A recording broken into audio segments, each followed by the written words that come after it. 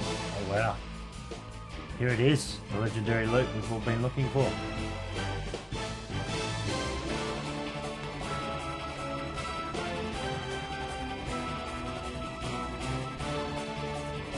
Just an empty box. Aww. Hi, thanks for stopping by again, and for all you new viewers, thanks for tuning in. Last week we took care of the PSP home console modification that I've been creating up with Avalanche Reviews, and in specifics we were detailing the part of pinning out the PSP motherboard, controller outputs, component outputs and power inputs, so feel free to check that one out. This week we're going to be hooking into the SNES Junior, and mainly in regards to RGB modification. So this is a special one for a friend of mine in the US, so without giving too much away, I'll get straight into it, and thanks again for stopping by, and enjoy episode 4, do it yourself at home modifications. Welcome back to the display correction. I am Super Derek, and I love RPGs, so much that they're basically all I play anymore. But when putting together reviews for these games, some consoles just look prettier than others. Like my Snes Junior, for instance. I did what I could to restore S-video functionality, but I've heard people talking about using legendary loot to harness the power of RGB video. Jared, can you help me level up my video quality? Let's see. How do I wire up this RGB mod again?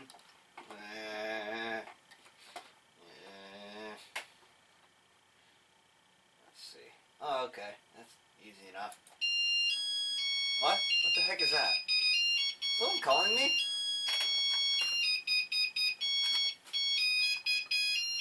Jared? Why is Jared calling me? Hello?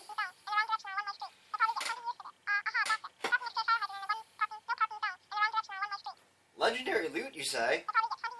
Hold on, let me think. I might have what you're looking for. Let me look.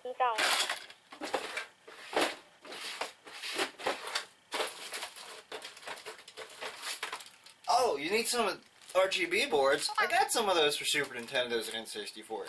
Hey, I'll get them shipped right over to you. Alright, so these are the two boards I've made, and I'm going to be shipping out to Jared here shortly.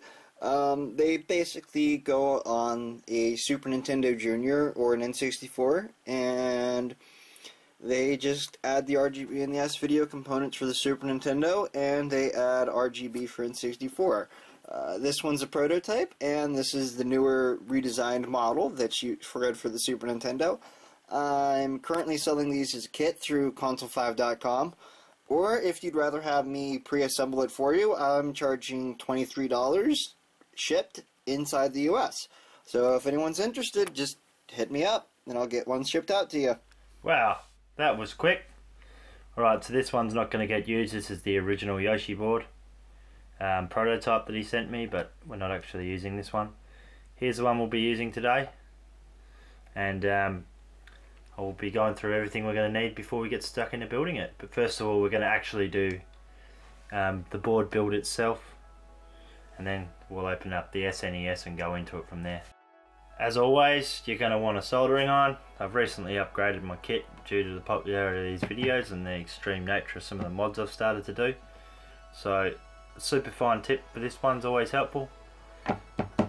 48 watts, 24 volts, up to 450 degrees Celsius. It's a fairly good iron. Some Duratec solder that I've been using, some 60% tin, 40% lead, just that generic solder we always use. You may wish or may not wish to have one of these, but they're really handy to have on hand. Is a flux pen. If you've been watching the show closely, you'd know that we use these all the time. The NES tools. Specifically this one to get into the console itself. They put these on the console as well, so I recommend you getting a set of these. Pick the whole set up for well under 10 bucks on eBay, so it's pretty easy to get hold of. Some 0.12mm stranded wire, fairly generic. This one's rated 300 degrees Celsius, fairly durable stuff, nothing too special about it. Some 30 ARWG wrapping wire, If we've got some tight stuff that we're going to encounter, this is where we'll be using it. Have some solder wick on hand in case we stuff up. Like always, a couple of bucks at any handy electronics store, or you can get them off eBay, no drama. We introduced this one last time, the solder sucker. Picked them up for as little as $10 and they range up to about $29 and go up from there. This is a mid-range sort of one. Nothing too special, but does the job. The third arm handy mate, I'm going to be using this one to hold the little PCB while we do some handy little soldering on it. Pair of precision side cutters, small #1 Phillips head screwdriver, and a solder tip cleaner. Hot melt glue gun or a 2-part epoxy resin. I use resin once it's more permanent for me, but a lot of people use hot melt glue. Your own preference. Just remember when you use this, it's a slightly more permanent solution, so make sure you got it how you want it. Alright, let's get into it. Alright, so the first thing we're going to have to do is get into this bad boy. This is a pre-prepared one that's already done. I'm going to show you what it looks like and then we'll go into hooking in the Super Derek's one. So, flip it over. And there's 4 screws to remove here. Out of the 2 tools you have, use the bigger one to get into the SNES on the 1, 2, 3, 4 screws here. Next you want to remove these 6 screws here with your #1 Phillips driver. 1 more to remove next to the AV input jack. Right, now the whole unit should be able to just lift out. Be careful before you grab these things to discharge yourself. ESD can destroy consoles. We'll go into that another time, but just make sure you're not heavily juiced up with static electricity. Right, here is where our RGB board sits, and these are the AV pins that actually come through for the video output, and the board's mounted off this. Okay, and we'll bring all our wiring out here as we go.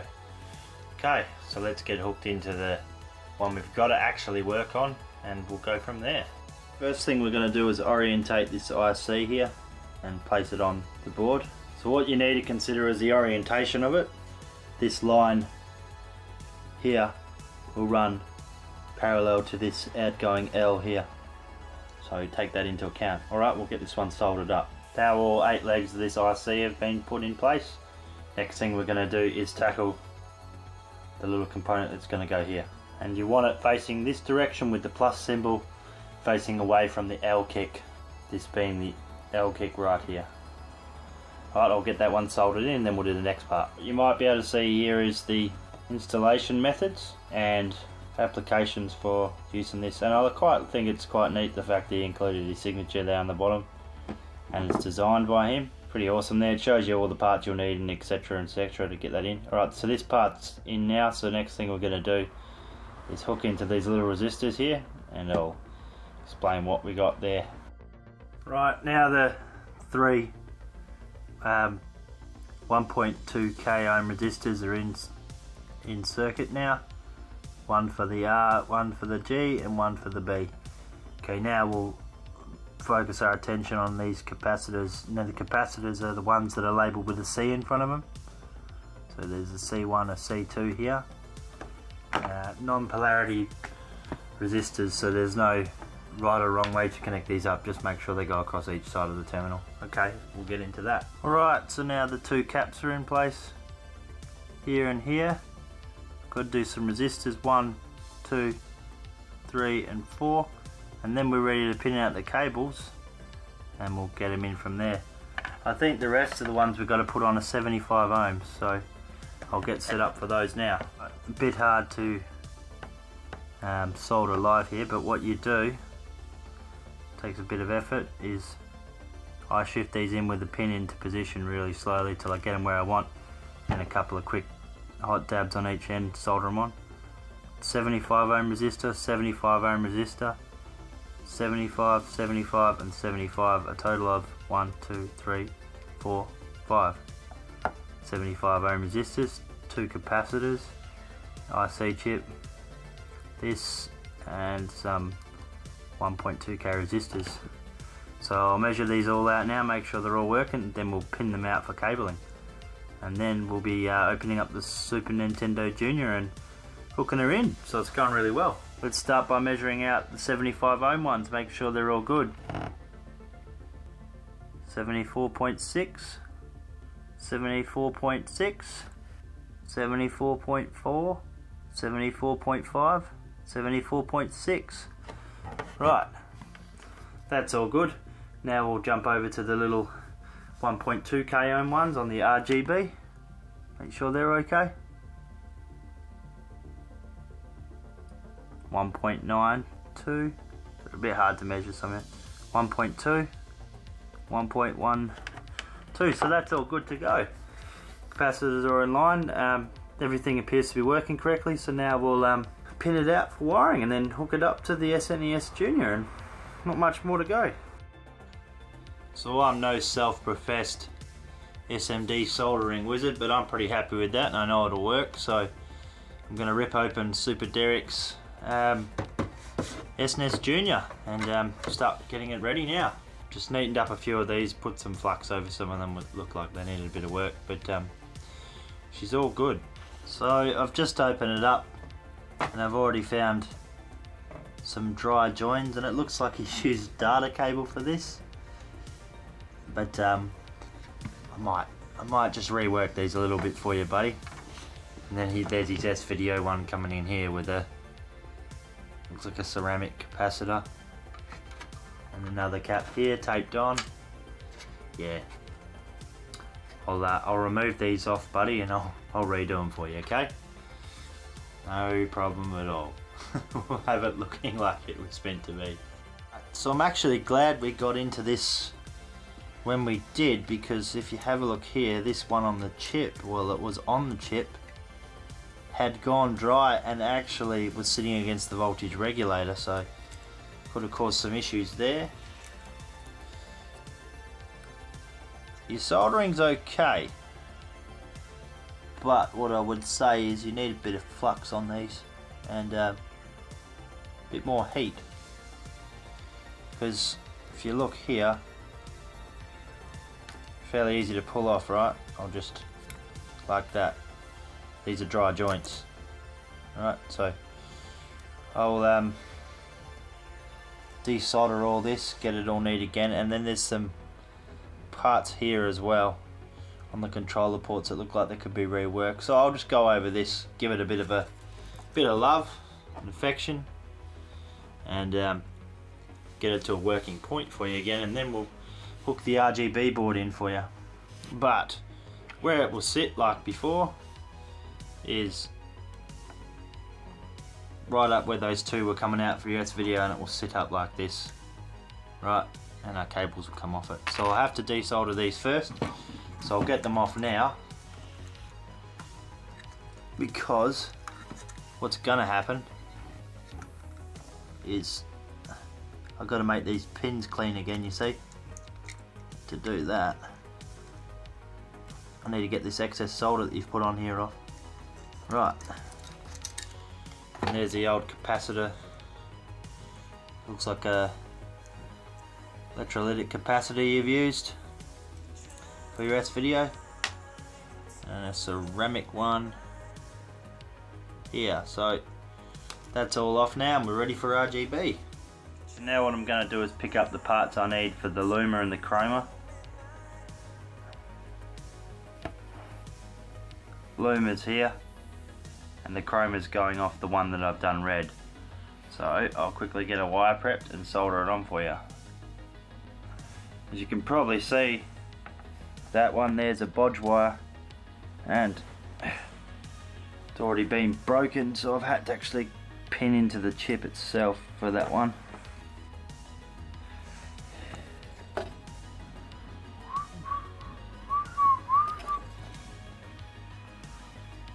That one's done. Alright, so we'll run that through in. If you have a look, you can run it in through this little hole through here. And that's your chroma. And we'll pin that round to the other side.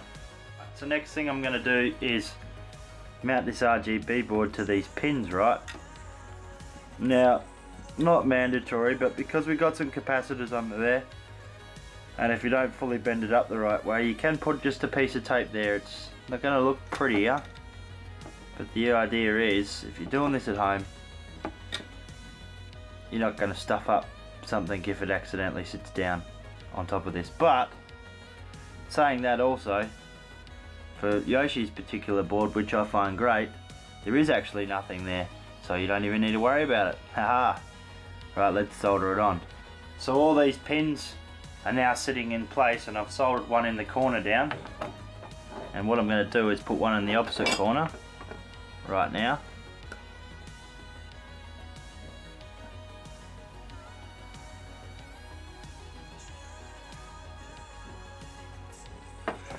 Like that, and we're just going to go through and solder all of these down so we've got good connections on them all. Then we'll drag the wires out from here, but we'll connect Luma and Chroma from the other side of the chip in now, and then we'll go RGB next. So they're all done. So I've pulled this wire through here and soldered it onto the one that says Y. That's our Luma, right? Next one's the Chroma. So I'll put that black one onto there. Right, so the Chroma is now attached. Now we want to do the RGB. Okay, so this tab, and this tab, R, G and B. So we're going to use a red, a green and a blue. I'm going to strip those up and get them ready for you, and we'll solder them in place. Let's put the R on.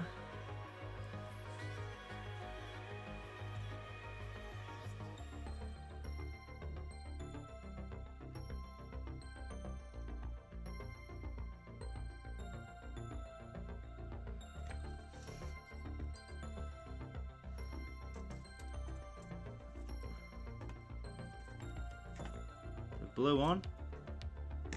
Try to get my hand out of shot.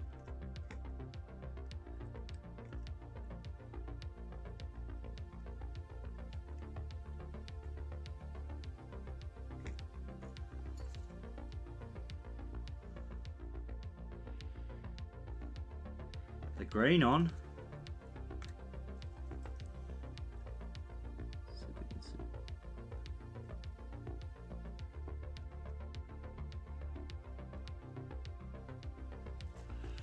Right, so now we've just got the CS left to do.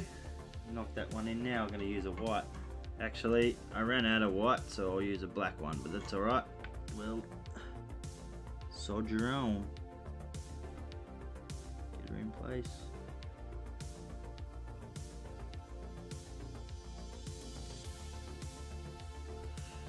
Right, that's all of them. I'll get ready to do the pinning out section, and that goes just in around here. Show you where it all goes. So the ones that are encapsulated in this red little pen mark that I've made is RGB. So if I zoom out for you, you can see them here, right? These ones. Now these are, if you're using 30 AWG wire, these little wires will pop straight through the holes like that, right? And you can just solder them on the other side. So I'll get them set up and I'll show you how to do one, and then I'll do them all. And what you want to do is have the wire poking through just enough that you can pop a dash of solder on this little bit here to hold the wire in. And if you flip it over, give it a little tiny pull test.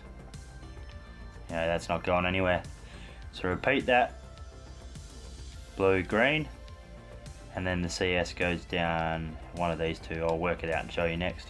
The last one is the sync wire, the CS, which we put one down from the RGB and across one from the R on the RGB into here.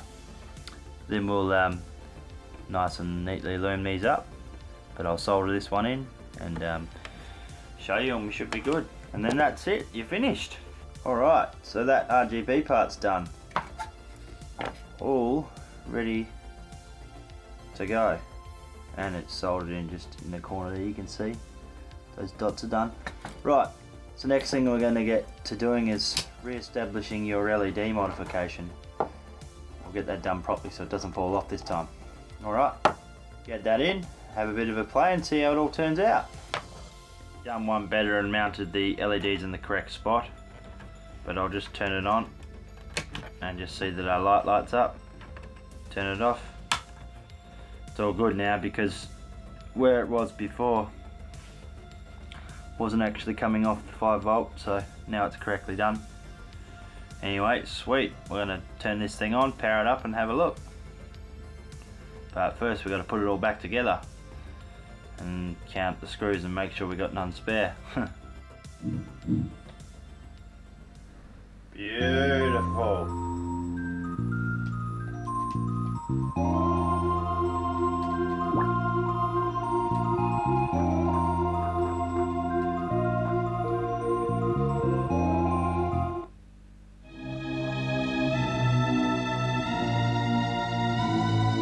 Oh yeah.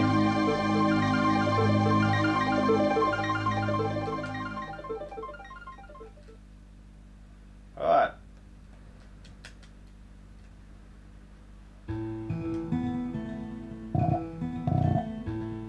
Thanks for watching, guys. Hope you enjoyed that. Stay tuned for another one. Can't wait to see you again.